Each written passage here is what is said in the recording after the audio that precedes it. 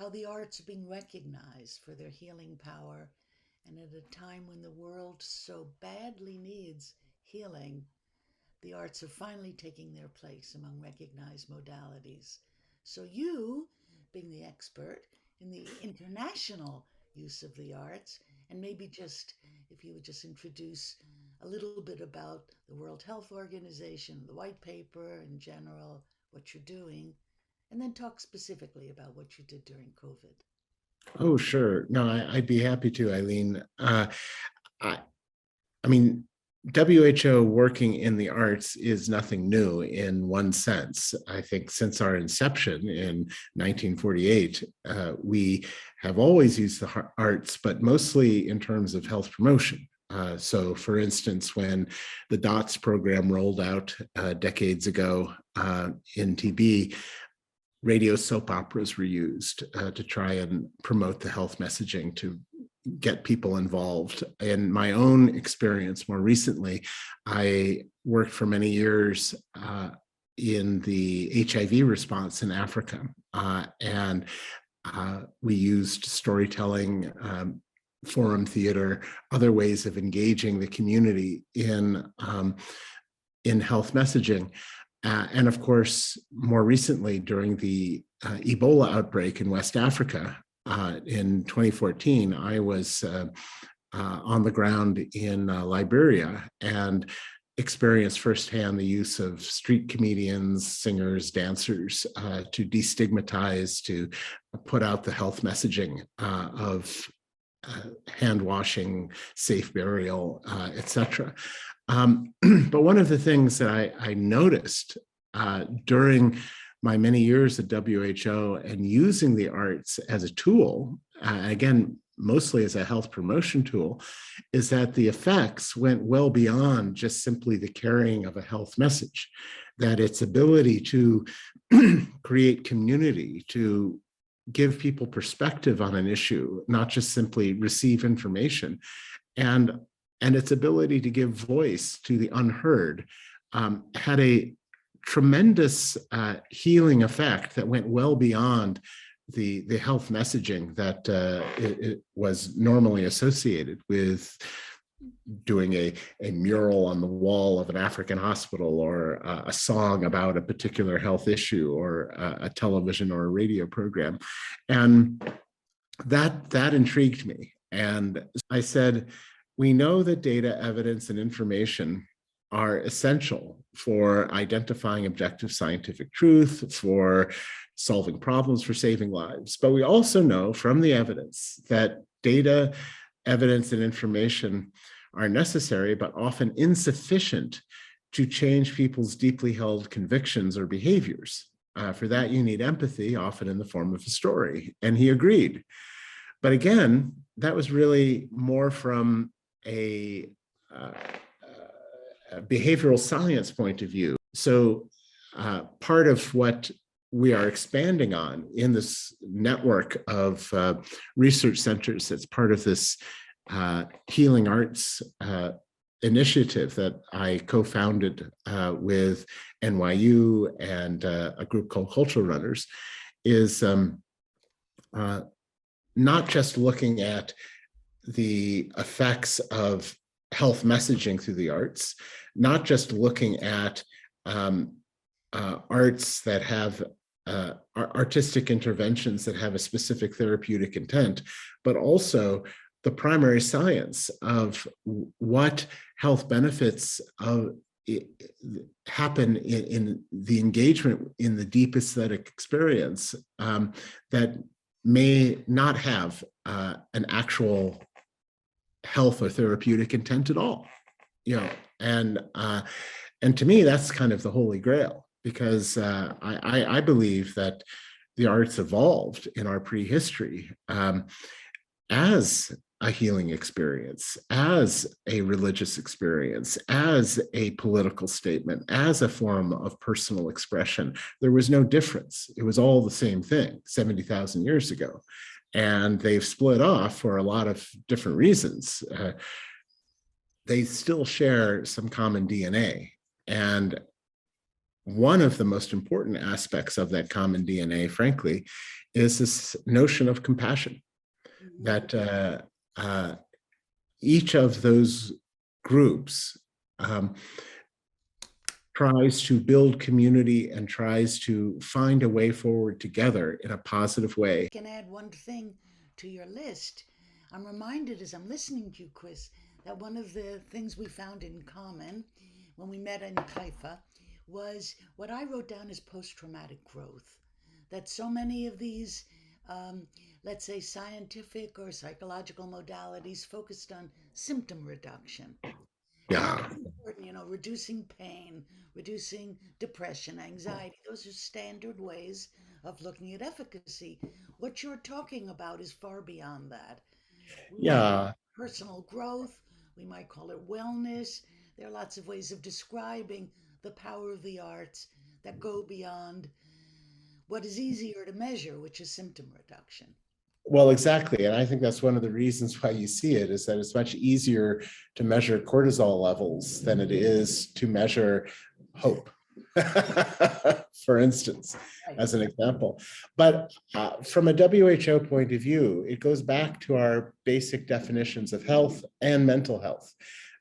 Our definition of health is not merely the absence of disease or infirmity. It's the attainment of the highest level of physical, mental, and social well-being. It's an asset-based model, not a deficit-based model. And so when we talk about health in that frame, then the value of the arts becomes much more intuitive, because, yeah, I mean, we can show that listening to music lowers cortisol levels, but is that really the value? Right. Uh, uh, and in fact, I would argue that if reducing stress, that's a use of music. It's not all uses of music. I like to get excited by music. I like actually the dissonance and the conflict of music that gets resolved in an unexpected way. That's not relaxing. That's engaging.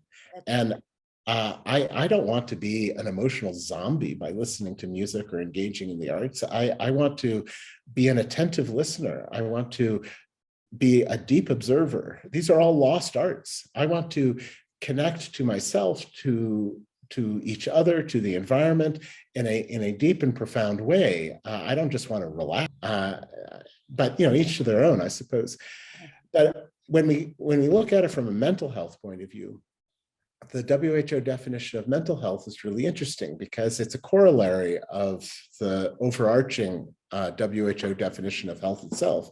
It says that mental health is not merely the absence of mental health conditions or symptoms.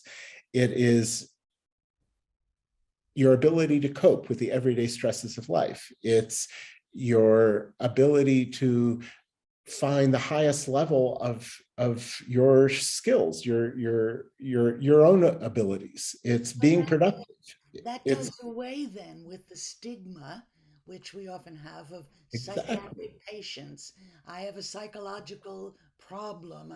In other words, segregating people who need therapy as having problems. You're coming from a And that's core to the WHO mental health approach. And then the last area is being able to participate in a community and help build community. If you can do all of those things, then you are mentally healthy, regardless of what diagnosable condition you may or may not have.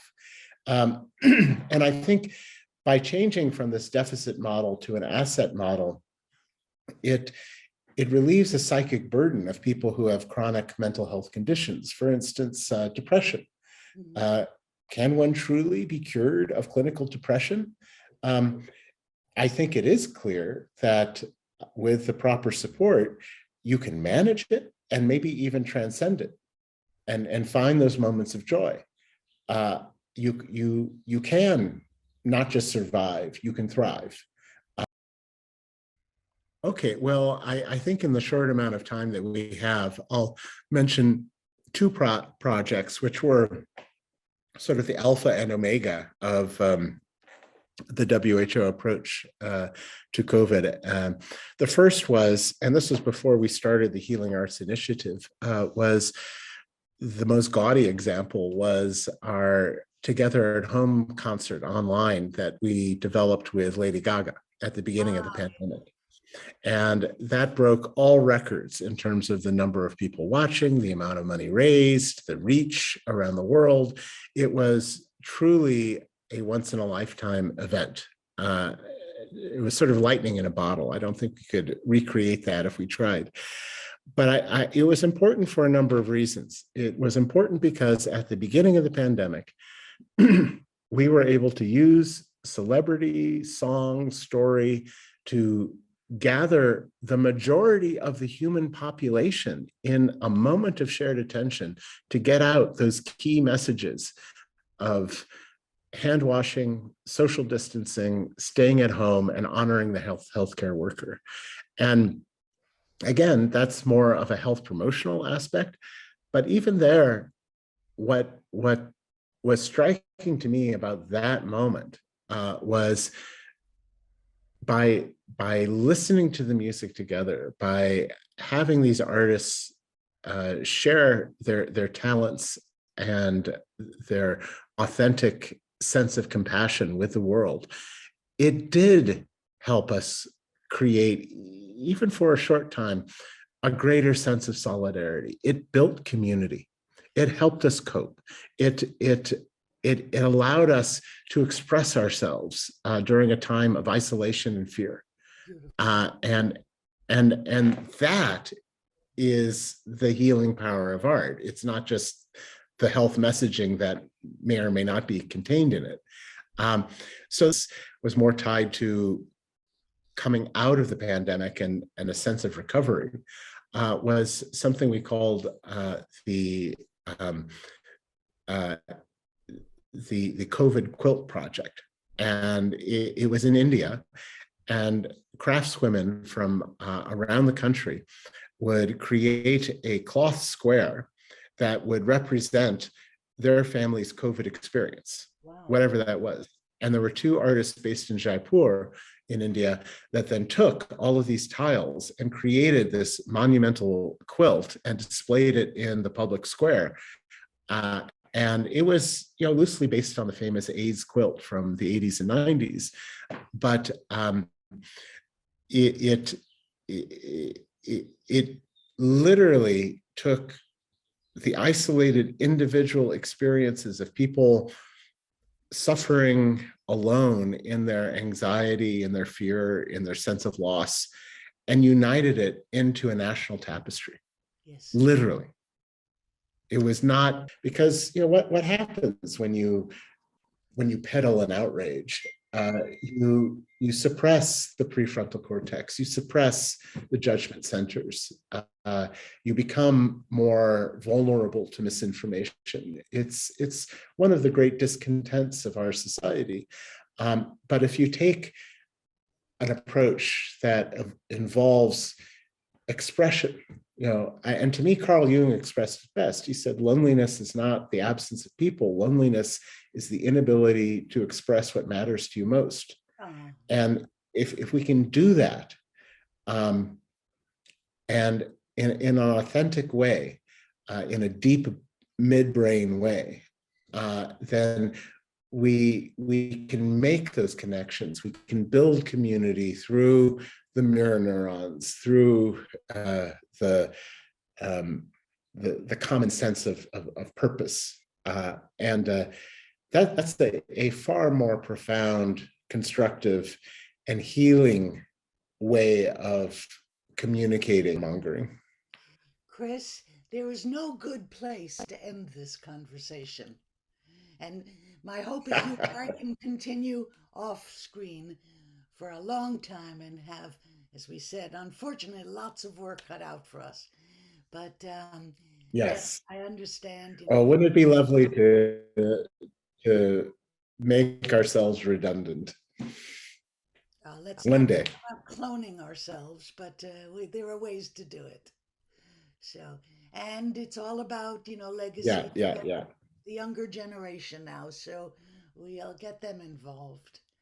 Chris, to be continued, I hope. yeah. And have a beautiful evening, Absolutely. Geneva. And I And, hope and to see have a you. great morning. Thank you, Chris. Thank you. I'm going to just stop the recording now and say thank you again. Bye bye.